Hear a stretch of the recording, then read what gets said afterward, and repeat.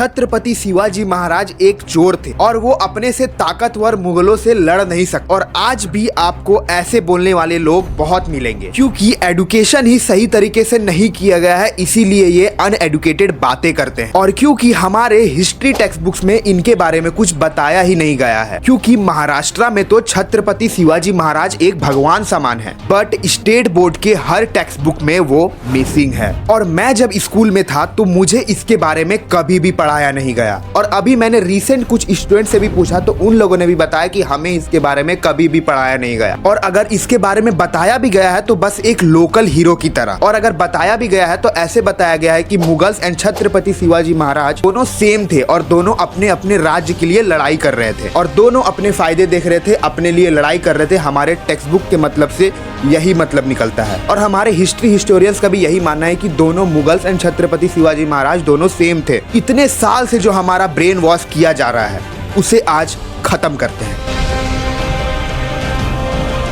छत्रपति शिवाजी महाराज बस महाराष्ट्र के नहीं पूरे देश के लिए एक हीरो है। तो सबसे पहले छत्रपति शिवाजी महाराज के बारे में बात करने से पहले सबसे पहले महाराज की कैरेक्टर को हम लोग समझते हैं न्यूमरोलॉजिकली। छत्रपति शिवाजी महाराज का रियल नेम था Sambhaji Maharaj. Born in 19 February year 1630 1630 में इनका जन्म है। अगर हम इनके पूरे नाम को जोड़े तो इनका टोटल नाम आता है 33 मतलब 6 और ये वीनस का नंबर होता है, जिसके वजह से छत्रपति शिवाजी महाराज को अपनी जिंदगी में लग्जरी तो मिला ही था और धन संपत्ति तो इनके पास बहुत सालों से थी। अगर इनका हम लोग फर्स्ट नेम का टोटल करें तो उसका आता है 18 और 1 और 8 का कॉम्बिनेशन उतना कुछ खास नहीं है। 8 की वजह से आपको दिक्कतें झेलने पड़ सकती हैं। इसलिए संभाजी महाराज जब अपने पिता के साथ भागे थे तो वो बहुत दिन जंगल में रहे थे। जंगल में उन्हें कड़ी तपस्या करनी पड़ी थी, मुगल से छुप छुप के रहे और अपने घर तक आए। इनफैक्ट बहुत लोगों ने तो ये भी कंसीडर कर दिया था कि संभाजी महाराज जो है वो मर गए हैं और पूरे दक्षिण में एंड पूरे मुगल में ये खबर पहुंच गई थी कि छत्रपति शिवाजी महाराज का जो है वो निधन हो गया है। और ऐसा उनको प्रॉब्लम क्यों झेलना पड़ा था? क्योंकि 1 और 8 का कॉम्बिनेशन अच्छा नहीं है, जो कि उनके नेम टोटल के वजह से आ रहा था जाने अनजाने। और फिर अगर हम 1 और 8 का टोटल करें तो आता है 9। 9 जो नंबर होता है वो मंगल का कारक होता है, जो कि गुस्से का कारक होता है। 9 जो नंबर होता है वो हनुमान जी का नंबर होता है। तो उनके अंदर हनुमान जी जैसा तेज तो बचपन से ही हम लोग देखते आ रहे थे। और छत्रपति शिवाजी महाराज का मूलांक आता है 1। 1 मतलब क्या होता है? राजा। 1 मतलब क्या होता है? किंग। वो बचपन से ही रूल करने के लिए पैदा हुए थे, किसी के अंडर रूल होने के लिए नहीं, क्योंकि उनका मूलांक 1 था। मतलब वो सूर्य का नंबर होता है, इसीलिए वो सूर्य के जैसा तेज थे। उनके चेहरे पे सूर्य का जैसा आपको तेज दिखता होगा। वो जहां से भी चलते होंगे एक रौनक, एक ऑरा नजर आता होगा। और उनका भाग्यांक 4 है। उसके बाद उनका अगर हम लोग कुआ नंबर निकालें तो वो भी आता है 1। अब चलिए हम लोग छत्रपति शिवाजी महाराज का बर्थ चार्ट देखते हैं, मतलब लूसो ग्रेड देखते हैं। हम लोग लूसो ग्रेड के हिसाब से इनके नंबर्स को बैठाएं। सबसे पहले आता है 4, 9 और 2 फर्स्ट बॉक्स में। और फर्स्ट बॉक्स हमारा किसका होता है? अगर हमारे पुराने वीडियो आप लोगों ने देखे होंगे तो आपको पता होगा। फर्स्ट बॉक्स न्यूमरोलॉजी में बोला जाता है माइंड प्लेन का। इनका माइंड प्लेन कंप्लीट हो रहा है। माइंड प्लेन का मतलब क्या होता है? ये काफी ज्यादा रणनीति में सोचने के काबिल थे, इसीलिए इनके पास बस 26,000 सैनिक होते हुए भी इन्होंने पूरे हिंदुस्तान के ऊपर मुगलों का कब्जा हटा दिया था अपनी बुद्धि के वजह से। और माइंड प्लेन होने के वजह से ये काफी ज्यादा चालाक भी थे और सोचने में काफी ज्यादा इंटेलिजेंट थे। ये तो हमें छत्रपति शिवाजी महाराज के बारे में पता ही है। और ये गुण उनको कैसे मिला था? उनके डेट ऑफ बर्थ की वजह से। में तो उनसे कोई भी नहीं उनको मात दे सकता था। यहाँ तक कि जब वो इंडिया के ऊपर स्वराज हासिल कर रहे थे, आधे मुगल्स का सेना उन्होंने बस अपने बुद्धि के दम पे खत्म कर दिया था। उसके बाद अगर हम लोग उनके लूसो ग्रेड में देखें तो हमें मिलता है 1, 1, 1 और 1। हमें मिलता है 4 1, जो कि एक मूलांक से आया, कुआ नंबर से 1 आया। फिर उनके डेट ऑफ बर्थ में 1 था, फिर उनके डेट ऑफ बर्थ में 19 था तो वहां से एक हमें 1 मिला। फिर उनके ईयर में 1630 था तो वहां से हमें एक 1 मिला, मतलब हमें 4 1 मिलता है। मतलब वो लीडर तो बचपन से ही थे। उनके लूसो ग्रेड में 4 1 आ रहा है और 4 1 का मतलब ये होता है वो इस दुनिया में आए थे रूल करने के लिए ही, और वो रूल ही किए पूरे मुगल्स के ऊपर। फिर उसके बाद उनके पास नंबर 9 था। नंबर 9 किसका होता है? नंबर 9 होता है एग्रेशन का, नंबर 9 होता है गुस्से का, नंबर 9 होता है तेज का। और नंबर 9 होता है हनुमान जी का, और उनके पास 2 9 आ रहे हैं। एक तो सबसे पहले जो उनके बर्थ डेट से उनको मिला, और दूसरा उनके नाम से जो उनको मिला, जिसके वजह से काफी ज्यादा शक्तिशाली भी बने, माइंडली भी और फिजिकली भी। जब हमारे छत्रपति शिवाजी महाराज को बंदी बना के मुगलों के पास ले जाया जा रहा था, सैनिकों ने उन्हें पकड़ के रखा, फिर भी हमारे छत्रपति शिवाजी महाराज उनसे भी संभाले नहीं जा रहे। सोचो इतना ज्यादा पावर उनके पास था, और उन्होंने अपने हाथ से शेर का मुंह बीच से फाड़ दिया था। तो ये चीजें, ये पावर उनके पास कहां से आई? ये पावर आई उनके पास नंबर 9 के वजह से, उनके पास 999 होने के वजह। तो ये था हमारा पूरा छत्रपति शिवाजी महाराज का, और वो कैसे रूल कर रहे थे आज हमें पता चल गया, और उनके नंबर्स उनको कैसे हेल्प कर रहे थे ये आज हमने देखा। अब करते हैं यहाँ से इस मामले को थोड़ा सा डीप। उन्होंने लिटरली भारत को बचाया था। आपने इस मैप को हर जगह देखा होगा, हिस्ट्री बुक में, ज्योग्राफी बुक में, एंड हर जगह पे। भारत नहीं होता अगर छत्रपति शिवाजी महाराज नहीं होते तो। आप इस इंडिया के मैप को देख रहे हो, वो कुछ ऐसा होता, एंड छत्रपति शिवाजी महाराज के आने के बाद वो कुछ ऐसा हो गया। जिन अंग्रेजों ने हमारे ऊपर 200 साल राज किया था, they wanted to capture India in 17th century. वो 17th सेंचुरी में ही इंडिया को कब्जा करने की पूरी कोशिश में थे, बट उनको रोका किसने? हमारे छत्रपति शिवाजी महाराज ने। अगर छत्रपति शिवाजी महाराज नहीं होते तो पोर्तुगीज एंड मुगल्स मिलके पूरे देश को तबाह कर देते, because Portuguese were strong in navy and Mughals were strong in ground. Portuguese को पानी में हराना बहुत मुश्किल था, और मुगल्स को जमीन पे हराना बहुत मुश्किल था, बट इन दोनों की शक्ति से एक शक्ति ऊपर थी छत्रपति शिवाजी महाराज की शक्ति, जिसके वजह से उन्होंने पोर्तुगीज से काफी ज्यादा संबंध बनाए। छत्रपति शिवाजी महाराज बोलते थे कि पोर्तुगीज अपने नहीं है, बट उन्हें हमारा दुश्मन बनाना भी जरूरी नहीं। उन्होंने एक समझौता किया कि पोर्तुगीज मराठा के अगेंस्ट मुगल का सपोर्ट नहीं करेंगे, और यही समझौता हमारे देश को बहुत तरीके से बचा के रखा। और छत्रपति शिवाजी महाराज अगर नहीं होते तो अलग अलग जगहों से अलग अलग भेड़िए हमारे देश को खा जाते।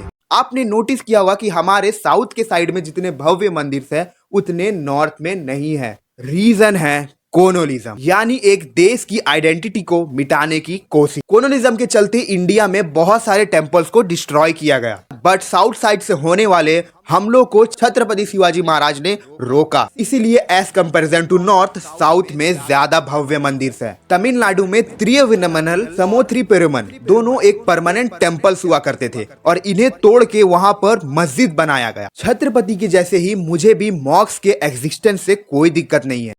हर रिलीजियस की लोगों की छत्रपति ने रेस्पेक्ट की थी, लेकिन एक पंथ को नीचा दिखाकर, डरा धमकाकर और उनके मन में डर बसा के ऊपर वाले को खुश नहीं किया जा सकता। इसीलिए उन्होंने मॉक्स को गिराकर वहां पे फिर से वही मंदिर बनवाए। बहुत लोग बोलेंगे कि प्रूफ कहाँ है कि मुगल्स ने मंदिर को डिस्ट्रॉय किया, तो आप जाके कर्नाटक राज्य का सविस्तर चर्यतम जाके पढ़ लीजिएगा, आपको प्रूफ मिल जाएगा। आज भी बहुत लोग सोचते हैं कि हिंदू आइडेंटिटी को एक्सेप्ट करना एक बहुत बड़ा पाप है। ऐसा क्यों?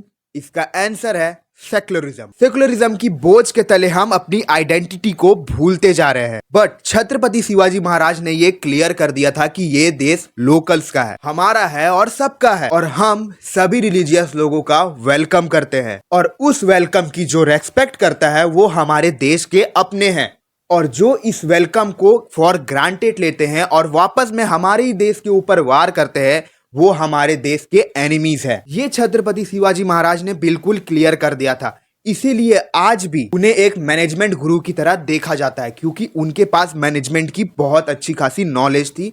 जैसे कि मैंने बताया, न्यूमरोलॉजी के हिसाब से उनकी माइंड प्लेन की वजह से, और उनकी लड़ाई हमेशा से एक सच को जीतने की थी। इसीलिए उन्होंने किसी भी लड़ाई को जीतने के बाद ना औरतों का रेप किया, ना किसी जमीन के ऊपर कब्जा किया, और ना किसी के घरों को उजाड़ा। हर एक काम को जो एक चोर करता है, एक मुगल करता है, वो काम छत्रपति शिवाजी महाराज कभी नहीं करते थे। And he was a great pure hearted king. Lord Mountbatten, जो भारत के आखिरी वाइस राज थे, उन्होंने कहा, If Shivaji born in England, we would not only ruled in earth, but the whole universe. अगर छत्रपति शिवाजी महाराज इंग्लैंड में पैदा हुए होते तो वो सिर्फ धरती को नहीं, वो पूरा यूनिवर्स को वो रूल करते। ये बोला गया था लॉर्ड माउंट के बैटल के टाइम पर। और हिटलर ने भी कहा था, If you want Swaraj then learn to fight like Shivaji. के सबसे बड़े एनिमी औरंगजेब ने भी बोला था Allah, you give me an enemy fearless and upright. Please keep your doors open to heaven for him, because the world's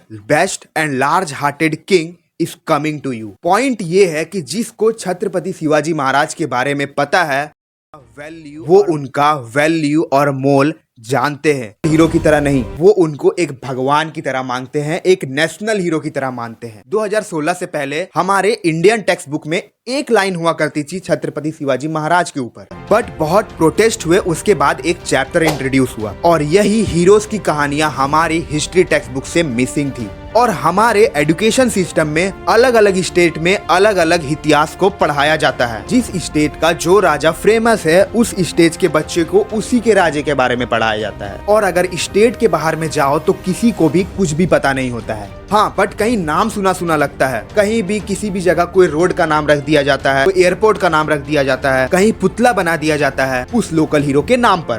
but क्या फर्क पड़ता है नाम में? नाम तो किसी के भी ऊपर रख दिया जा सकता है, नाम तो विलन्स के भी ऊपर रख दिया जा सकता है। जिस नालंदा डायनेस्टी को बख्तियार खिलजी ने डिस्ट्रॉय किया था, आज भी बख्तियारपुर बोल के एक स्टेशन है। और यही होता है जब हमें हमारा इतिहास पता नहीं होता है। तो इसी सब को देखते हुए इंदिरा गांधी ने हमारे इंडियन टेक्स्ट बुक्स को रिवाइव करने के लिए एक कम्युनिटी फॉर्म की थी, जिसमें SL भरप्पा जी ने बोला औरंगजेब एंड टीपू सुल्तान के बारे में बच्चों को पता होना चाहिए, लेकिन उतना ही जरूरी है उनके नेगेटिव इफेक्ट के बारे में भी जानना। और जब इस नेगेटिव इम्पैक्ट को टेक्स्ट बुक्स में इंक्लूड करने की बारी आई तो क्या हुआ? कम्युनिटी ही बर्खास्त हो गई और इसे ऑब्जेक्टिव एंड मटेरियलिस्टिक चीजें बोल के हटा दी गई। रिमेम्बर, देश के आधे से ज्यादा कॉन्फ्लिक्ट से आधी अधूरी हिस्ट्री पढ़ने की वजह से ही है। अब बहुत लोग बोलेंगे ये तो पुरानी बात है, अभी छत्रपति शिवाजी महाराज के बारे में बहुत लोगों को मालूम होगा और अब टेक्स्ट बुक्स चेंज हो गई है। तो आप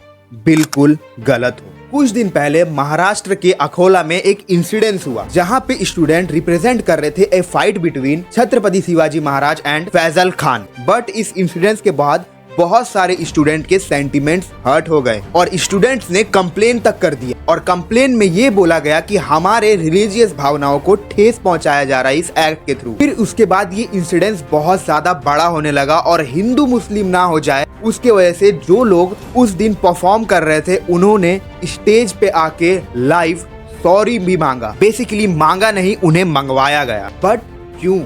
ये तो हमारी हिस्ट्री है जो हमें बचपन से मूवीज में और हर जगह पढ़ाया गया है। इसे तो हर जगह हमें सिखाया गया है। तो इस इतिहास में हुई घटनाएं को अगर कोई स्टेज में परफॉर्म करे तो उससे किसी को क्या फर्क पड़ सकता है? फर्क इसीलिए पड़ता है क्योंकि हम अलग अलग लोगों को अलग अलग इतिहास सिखाया जाता है, क्योंकि हम अलग अलग लोगों की भावनाओं को ठेस ना पहुंचे। अलग अलग रिलीजियस के रहते हैं, इसीलिए हमें अलग अलग हिस्ट्री पढ़ाया जाता है। बट क्या सबको इंडिविजुअली अलग अलग हिस्ट्री पढ़ाना सही है, या फिर जो सच है उसे बताया जाए और सबके अच्छे और नेगेटिव इम्पैक्ट को बताया जाए? छत्रपति शिवाजी महाराज ने 16 साल की उम्र में ही हिंदवी स्वराज का एक सपना देखा था और हम उसी हिंदवी स्वराज का एक हिस्सा है। लेकिन अब हमें इस हिंदवी स्वराज को और ज्यादा मजबूत बनाना पड़ेगा और ये इतना इजी नहीं है। इसीलिए जिन्होंने पहली बार हिंदवी स्वराज की बात की, हिंदवी स्वराज के लिए लड़े, हमारे लिए लड़े, आपके लिए लड़े, उनके बारे में सबको जानना काफी ज्यादा इम्पोर्टेंट है। आज अगर हम इस धरती के ऊपर खड़े हैं तो किसकी वजह से खड़े हैं? Thanks for watching our video guys. कैसा लगा वीडियो कमेंट में जरूर बताना and do subscribe our channel, कि मैं आपके लिए ऐसे ही numerologically and fact related videos लाते रहता हूँ। तो इसी के साथ वो पार्वती पते हर हर महादेव।